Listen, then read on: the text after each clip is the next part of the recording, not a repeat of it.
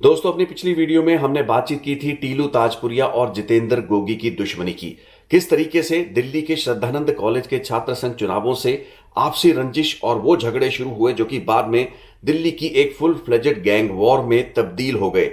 इस gang war की climax हमने 2021 और 2023 में देखी। 2021 में सितंबर में जब जितेंद्र गोगी को रोहिणी की अदालत में गोलियां मारी गई और 2 मई 2023 यानी कि आज से कुछ दिन पहले जब टीलू ताजपुरिया को दिल्ली की तिहाड़ जेल में शरेआम कत्ल कर दिया गया। आज की इस वीडियो रिपोर्ट में हम उसी घटना की बात करेंगे, यानी कि 2 मई सुबह 6 बजे का समय जब कुछ गैंगस्टर, कुछ अपराधी जो कि दिल्ली की 8 और 9 नंबर की ये जेल बताई जाती है, जिसमें कि पहले फ्लोर से नीचे उतरते हैं चादरों की मदद से। ये लोग उन चादरों को रस्सी बनाते हैं और उसके बाद चादरों से लटकते हुए नीचे आते हैं। ऐसे 4 लोग बताए जाते हैं जो कि मुख्य हमलावर थे। टीलू ताजपुरिया ग्राउंड फ्लोर पर स्थित अपनी जेल के बैरक में था, जिस दौरान उस पर उसके इसी बैरक और इसी सेल में हमला किया गया। उसने भागकर अपनी जान बचाने की कोशिश की और जान बचाने के चक्कर में उसने अपने आप को सेल में भी बंद करने का प्रयास किया। जेल की सलाखों पर टीलू ताजपुरिया की जो ग्रिप थी, पकड़ थी, ज्यादा देर तक टिक इसलिए नहीं पाई क्योंकि सलाखों को पकड़ने में उसकी जो उंगलियां एक्सपोज हो रही थी, उन उंगलियों पर उन्हीं तेजदार हथियारों से इन हमलावरों ने हमला किया। इन जेल के दरवाजों, जो कि सलाखों के दरवाजे होते हैं, उनको अंदर की तरफ से बंद करने के लिए कोई कुंडी या कोई लॉक नहीं होता। सो ऐसी स्थिति में टीलू ताजपुरिया के लिए ज्यादा समय तक ये रेजिस्टेंस नहीं दी जा पाई। 2 हमलावर जो थे वो लगातार टीलू ताजपुरिया की उंगलियों पर वार करते रहे, जिसके बाद वो पकड़ खुली। उस सेल को खोला गया, उस सेल के अंदर घुसकर टीलू ताजपुरिया को निकाला गया और जेल के बरामदे में लाकर वहां पर उस पर एक के बाद एक हमले उन्हीं तेजधार बहुत छोटे छोटे जो हथियार थे उनसे किए गए। और टीलू ताजपुरिया के जो शरीर पर तकरीबन 60 से 70 जो कट्स हैं वो मिले हैं। और उन कट्स का मतलब यही है कि इन तेजधार हथियारों से, जैसे कि इस वीडियो में, जो कि मैं अब आपको दिखा नहीं पाऊंगा क्योंकि यूट्यूब की कम्युनिटी गाइडलाइंस हमें अलाउ नहीं करती हैं कि इस तरीके के वीडियो को हम दिखा पाएं, इसीलिए मैंने पिछली वीडियो में भी बहुत ही सीमित क्लिप दिखाया था। सो एक के बाद एक तकरीबन 70 से 80 वार उसके शरीर पर किए गए और उनके शरीर के मुंह पर, चेहरे पर ज्यादा वार थे, उसके गर्दन की तरफ और पीठ पर लगातार इन लोगों ने ताबड़तोड़ जो वार थे वो किए, जिसके बाद बचना मुश्किल था टीलू ताजपुरिया का। सो टीलू ताजपुरिया पर ये जो हमलावर आए थे, पहले तो मैं इनकी 4 हमलावरों की पहचान आपको बताऊंगा क्योंकि 2 हमलावरों के बारे में आपको पता है, अखबारों में, खबरों में, सुर्खियों में दीपक तित्तर और योगेश टुड्डा, इनका ज्यादा जिक्र आया है। लेकिन 2 और जो गैंगस्टर इनके साथ आए थे उनमें एक गैंगस्टर था राजेश बवानिया, जो कि बवानिया गैंग का करता धरता माना जाता है। सो राजेश बवानिया वो शख्स था जो कि चादरों से लटकते समय गिर गया था। इसके अलावा रियाज खान नाम का एक और गैंगस्टर था। सो ये 4 लोग थे, दीपक तित्तर, योगेश टुंडा जो कि मुख्य हमलावर थे, इनके साथ रियाज खान ने भी ये हमले किए और राजेश बवानिया, ये 4 लोग प्लानिंग कर और इस चीज की प्लानिंग कई दिनों से की होगी, कई महीनों से की होगी। अब यहां मैं आपको यह बात बतानी जरूर चाहूंगा जिसका मैंने जिक्र पिछली अपनी रिपोर्ट में भी किया था कि टीलू ताजपुरिया को पिछले कई महीनों से इस चीज की जानकारी भी मिल रही थी और इस चीज का खतरा भी लगातार था कि उसको तिहाड़ जेल में ही मारा जाएगा। और मारे जाने का एक जो तरीका होगा वो होगा खाने में जहर मिलाकर देना।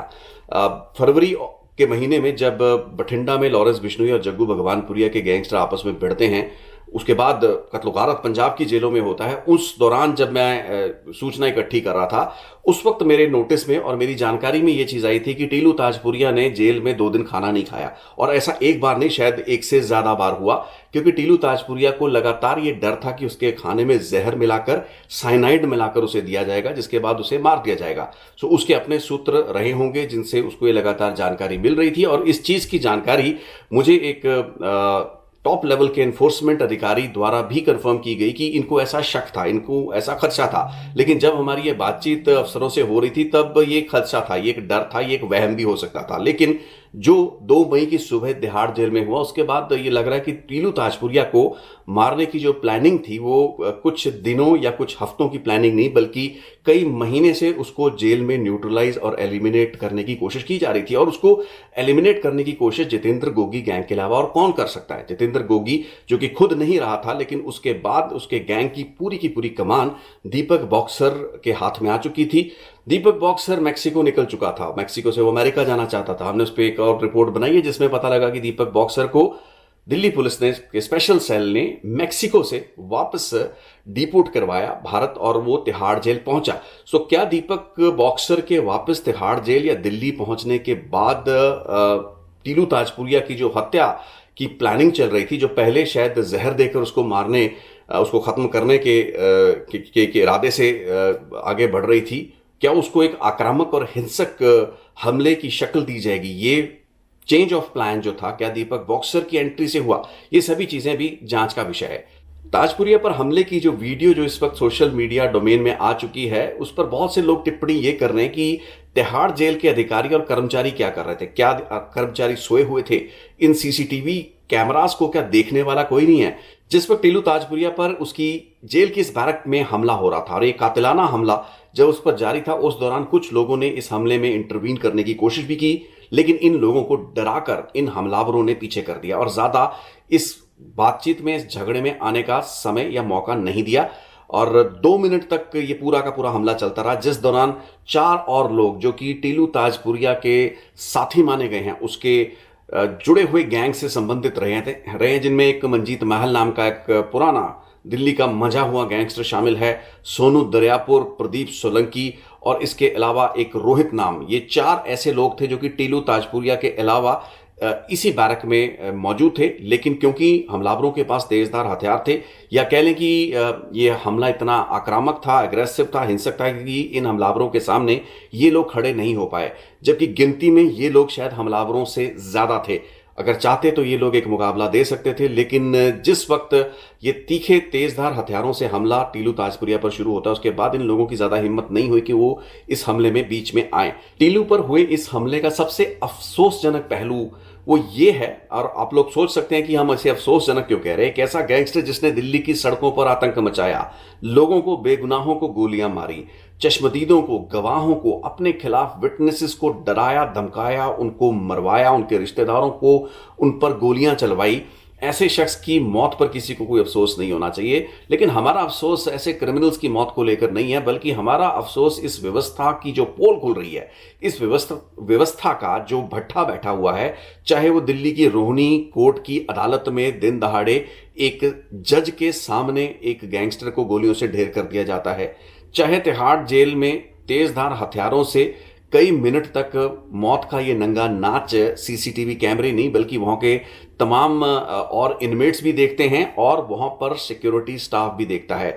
चाहे जेलों से बैठकर गैंगस्टरों के इंटरव्यू नेशनल चैनल्स को करवाए जाते हैं। ये जब घटनाओं को हम देखते हैं तो अफसोस इन चीजों पर होता है। सो टीलू ताजपुरिया पर जब ये हमला हो रहा था, उस वक्त सिक्योरिटी स्टाफ क्या कर रहा था, ये सवाल लोगों ने भी किया, तो अब आज मैं उसका जवाब देता हूं। वहां पर एक हेड कांस्टेबल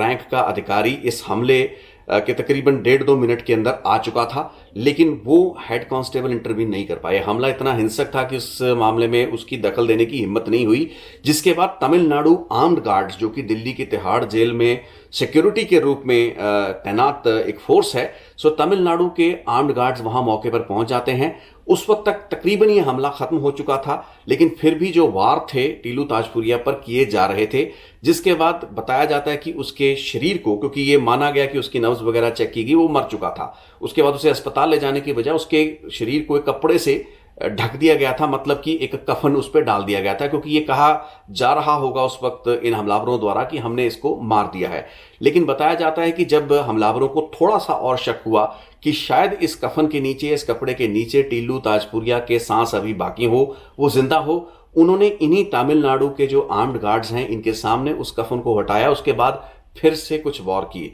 और ये वो घटनाक्रम है जो उसी सीसीटीवी कैमरा में कैप्चर हुआ था, लेकिन इस सीसीटीवी कैमरा को अपनी सहूलत के हिसाब से तिहाड़ जेल के अथॉरिटीज ने रिलीज नहीं किया। सो जाहिरी तौर पर जो सुरक्षा का एक बहुत बड़ा फेलियर है, सिक्योरिटी गार्ड्स तिहाड़ जेल में जो लोग हैं, अब बताया जा रहा है, पिछले कुछ ही घंटे पहले एक खबर आई है कि एक quick reaction team Tihar jail के जो अधिकारियों द्वारा बना दी गई है, ताकि इस किस्म से अगर कैदियों में या हवालातियों में आपस में हमले होंगे, एक दूसरे पर झड़पें होंगी या कोई झगड़ा होगा, तो उस मामले में क्विक रिएक्शन टीम फौरन दखल दे सके। लेकिन ऐसा पहले क्यों नहीं किया गया। और टीलू ताजपुरिया की जान को जो खतरा था, जिसके बारे में शायद उसने मैं नहीं जानता कि औपचारिक स्तर पर उसने किसी को बताया नहीं बताया, पॉसिबल है कि उसके परिवार वालों ने यह बातचीत की हो, लेकिन अगर उसे खुद के मारे जाने का खतरा था और उसे इस तरीके से जहर ना सही तो एक हिंसक हमले में मार दिया जाता है, ये हमारे सिस्टम के लिए, जेल की व्यवस्था के लिए और देश की अपने आप को टॉप सिक्योरिटी की जेल कहलाने वाली तिहाड़ जेल और उसके प्रबंधकों के लिए एक बहुत ही शर्म की बात है। टीलू पर जिस तरीके से हमला किया गया या जो हमला उस पर हुआ, वो एक ऐसा हमला, एक साधारण हमला नहीं है। इस हमले को अंजाम देने के लिए इन गैंगस्टरों में काफी हिम्मत ही नहीं बल्कि इनको एक बैकअप की भी जरूरत थी। क्या तिहाड़ जेल में इन लोगों को एक बैकअप मिल रहा है? मैं यहां पर इन गैंग की अलाइनमेंट्स के बारे में थोड़ा आपको जरूर बताना चाहूंगा, क्योंकि टीलू ताजपुरिया का जो दुश्मन था वो था जितेंद्र गोगी और उसका गैंग, जो कि बाद में दीपक बॉक्सर चला रहा। लेकिन सिर्फ ये जितेंद्र गोगी और टीलू ताजपुरिया के बीच की बात नहीं थी,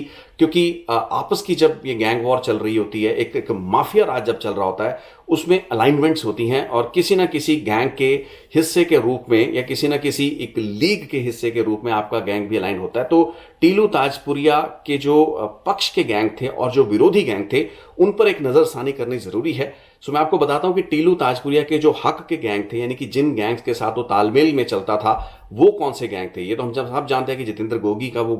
घोर विरोधी था और उस लीग को भी समझेंगे, लेकिन टीलू ताजपुरिया के हिमायत वाले या उसकी अलाइनमेंट वाले जो गैंग्स थे, मुख्य तौर पर उसमें नीरज बवाना, नवीन बाली और परवेश खेड़ा गैंग, गुरुग्राम का कौशल चौधरी गैंग, दक्षिणी दिल्ली का रोहित चौधरी और रवि गंगवाल गैंग, पंजाब का मम्बीहा गैंग, यमुना पार का छेनू गैंग, लॉरेंस बिश्नोई से अलग होने के बाद जग्गू भगवानपुरिया गैंग, सुनील राठी और अमित भूरा का पश्चिमी Uttar Pradesh based gang, Sandeep Dhillu gang, Vicky Chaitanya और विक्की फरमाया गैंग। इनके अलावा बहुत से ऐसे तकरीबन आधे दर्जन से अधिक गैंग हैं जिनमें लॉरेंस बिश्नोई या काला जठेड़ी जैसे गैंग शामिल है, जो कि टीलू ताजपुरिया के विरोध में चला करते थे। सिद्धू मूसेवाले का जब कत्ल किया जाता है तो उसके बाद बहुत से ऐसे गैंगस्टर थे जिन्होंने इस चीज को लेकर सोशल मीडिया पर पोस्ट डाली कि वो सिद्धू मूसेवाला के कत्ल का बदला लेंगे। हालांकि उनका सिद्धू मूसेवाला से कोई लेना देना था या नहीं था, इस चीज के बारे में हमें कोई ज्यादा मालूमात नहीं है, लेकिन ऐसे पोस्ट डले और टीलू ताजपुरिये द्वारा भी अपने फेसबुक पेज से ऐसी पोस्ट शेयर की गई थी कि सिद्धू मूसेवाला के कत्ल का बदला लिया जाएगा। सो जो गैंग उसके अगेंस्ट काम करते थे, जिनके अगेंस्ट वो काम करता था, एक बार उन पर भी नजर डाल लेते हैं, जिसमें लॉरेंस बिश्नोई और काला जठेड़ी के प्रमुख गैंग थे। लेकिन इसके अलावा जितेंद्र गोगी और कल्लू खेड़ा गैंग, दिनेश करालिया और दीपक तीतर गैंग, यमुना पार का हाशिम बाबा गैंग, दक्षिणी दिल्ली का दीपक पंडित गैंग, अशोक प्रधान गैंग, राजेश बवानिया गैंग, काला जठेड़ी का गैंग, हरियाणा के जींद का झब्बल गैंग और रोहतक का राजेश सरकारी गैंग वो गैंग हैं जो कि टीलू ताजपुरिया के खिलाफ चले। सो इस तरीके से टीलू ताजपुरिया और जितेंद्र गोगी उन लीग्स में बटे हुए गैंगस्टर्स थे, क्रिमिनल्स थे, जिनके अपने गैंग और जिनका अपना वर्चस्व अपने अपने इलाकों में खूब था, लेकिन इनके दुश्मनों की भी कोई कमी नहीं थी। और यही लीग्स और यही जो अलाइनमेंट्स हैं, किसी ना किसी वक्त, खास करके जब ये गैंगस्टर आजाद नहीं होते और इनको जेलों में बंद कर दिया जाता है, और जेलों में जिस तरीके की इक्वेशंस बनती हैं, पावर इक्वेशंस बनती हैं, उसमें किस जेल में कौन सा गैंगस्टर हावी है, उसके कितने इनमेट्स उसके गैंग से या उसके साथ के जो लीग के गैंग्स हैं उनमें में से होते हैं, ये सब चीज़ें बहुत निर्णायक साबित होती हैं। और जेलों में जब भी वारदातें होती हैं, हत्याएं होती हैं, चाहे वो गोविंदवाल साहब की उस घटना जिसमें हमने मनदीप तूफान और उसके साथ के एक और गैंगस्टर को मरते हुए देखा, या फिर तिहाड़ जेल की ये घटना, इसमें देखा यही गया है कि लॉरेंस बिश्नोई और उसके जो लीग के गैंग्स हैं उनका पलड़ा फिलहाल भारी चल रहा है। लॉरेंस बिश्नोई का खुद एक जेल से बैठकर इंटरव्यू करवाया जाता है, या उसने इंटरव्यू दिया किया जो भी हुआ, उसकी तो जांच कभी शायद मुकम्मल होगी ही नहीं। इस चीज़ के बारे में हम पहले भी रिपोर्ट्स बना चुके हैं। लेकिन जिस तरीके से जेलों में इन लोगों को मदद दी जा रही है, एक सपोर्ट दी जा रही है, खास करके लॉरेंस बिश्नोई के गैंग को, गोल्डी बराड़, लॉरेंस बिश्नोई, काला जठेड़ी, इस हमले में भी वो चीज़ काफ़ी हद तक झलक रही है कि टीलू ताजपुरिये को शक था कि उसको जहर देकर मारा जाएगा। जहर नहीं बल्कि उस पर एक बहुत ही हिंसक घातक हमला हुआ, और इस वारदात में भी जो शख्स, जो गैंगस्टर मारा जाता है, वो लॉरेंस काला जठेड़ी और जितेंद्र गोगी जो गैंग है, इनकी आपस की जो अलाइनमेंट है उसका विरोधी होता है। सो क्या एक इत्तेफाक है कि लॉरेंस बिश्नोई की लीग के जितने भी गैंगस्टर हैं उनको जेलों में भी ज्यादा मजबूती मिल पा रही है, या फिर इसके पीछे कोई और कारण है? क्योंकि लॉरेंस बिश्नोई की जेल से करवाई गई इस इंटरव्यू के बाद ऐसे सवाल और ऐसे संशय जो हैं लगातार खड़े होते आए हैं। बहरहाल अपनी इस बातचीत को वाइंड अप करता हूं और इस रिपोर्ट में जाने से पहले मैसेज यही है कि ये जो घटना है टीलू ताजपुरिया की हत्या की, ये हमारे सिस्टम को ठीक उसी तरीके से शर्मसार करने वाली घटना है जिस तरीके से रोहिणी अदालत में जितेंद्र गोगी के हत्याकांड ने किया था, या फिर लॉरेंस बिश्नोई की जेल से करवाई गई एक इंटरव्यू की घटना ने और उस घटनाक्रम ने। सो आने वाले दिनों में कुछ और इंटरेस्टिंग रिपोर्ट्स हैं जो कि आपकी नजर करेंगे। ऐसी घटनाएं सिर्फ क्रिमिनल्स की आपराधिक वारदातों को दिखाने या उनके इतिहास को बताने का कारण नहीं होती, बल्कि अपने सिस्टम या उसकी कमियों खामियों को फ्लैग करने, उनको हाईलाइट करने का मौका भी होती है, और इस मौके से हमें चूकना नहीं चाहिए। सो यही कारण था कि इस रिपोर्ट को हमने 2 पार्ट्स में बनाया, और आज की रिपोर्ट का सवाल यही है कि जब हमारा सिस्टम इतना कमजोर है, जब हमारे अदालत में क्रिमिनल्स और आम आदमी महफूज नहीं, हमारी जेलों में इस तरीके के हिंसक हमले हो रहे हैं और सिस्टम और सुरक्षा के जो ठेकेदार हैं वो मूक दर्शक बने बैठे हैं, ऐसी परिस्थितियों में एक आम आदमी के लिए सुरक्षा कहाँ है? उसके लिए सेफ्टी का, सिक्योरिटी का कॉन्सेप्ट एक एलियन कॉन्सेप्ट क्यों ना माना जाए? आज की इस रिपोर्ट में इतना ही। बहुत बहुत धन्यवाद इस रिपोर्ट को देखने के लिए। एक और बड़ी महत्वपूर्ण रिपोर्ट है जिसको मैं लेके जल्दी हाजिर होऊंगा। Thank you so much for watching Ritesh Lucky unplugged.